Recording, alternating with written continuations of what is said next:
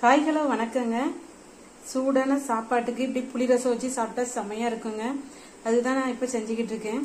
கொஞ்சமா புளி ஊற வச்சு கரைச்சி வச்சிருக்கேன். புளி தண்ணி கரைச்சி வச்சிருக்கேன். அப்புறம் பாத்தீங்கன்னா கொஞ்சமா சின்ன வெங்காயம் கட் பண்ணி வச்சிருக்கேன். சின்ன வெங்காயம் போட்டா தான் டேஸ்டா இருக்கும். அப்புறமா பாத்தீங்கன்னா ஒரு 4 வத்தலை அடுப்புல வச்சு சுட்டு வச்சிருக்கேன். அப்புறம் 2 கத்திரிக்காய் அடுப்புல சூடுபடுத்திட்டு இருக்கேன் பாருங்க. கத்தில வச்சு சுட்டுக்கிட்டு இருக்கேன். அந்த புளி தண்ணியில நான் ஒரு 3 வரமிளகா போட்டிருக்கேன், சுட்ட வரமிளகா. அதுக்கப்புறமா கட் பண்ணி வச்சிருக்க சின்ன வெங்காயம் போட்டுக்கலாம்.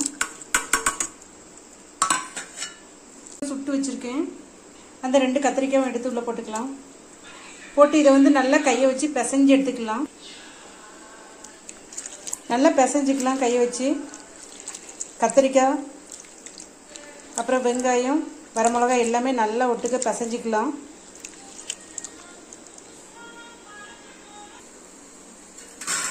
நல்லா பிசைஞ்சு வச்சிருக்கேன். தேவைக்கு தக்கன தண்ணி ஊற்றி வச்சிருக்கேன்.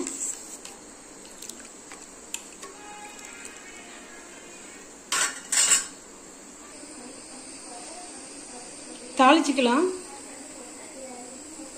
கொஞ்சமா எண்ணெய் ஊத்திக்கிறேன். தாளிச்சா கொஞ்சம் நல்லா டேஸ்டா இருக்கும். கொஞ்சமா எண்ணெய் ஊத்திக்கிறேன்.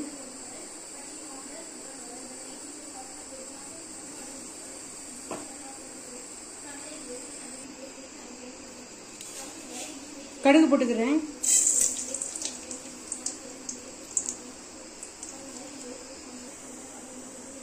கொஞ்சமா கருவேப்பிலை போட்டுக்கலாம்.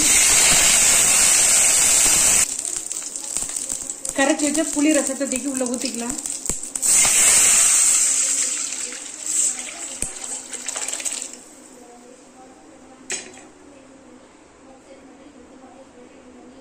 கொஞ்சமா சின்ன ஜீரகம் இருக்கு பாத்தீங்களா, அதை கையில வச்சு இப்படி கசக்கி அப்படி உள்ள போட்டுறேன். கொதிக்க கூடாது. இப்ப நம்ம ஆஃப் பண்ணிடலாம். ஆஃப் பண்ணிட்டு இறக்கிக்கலாம். கல்லுப்பு கொஞ்சம் போட்டுக்கலாம்.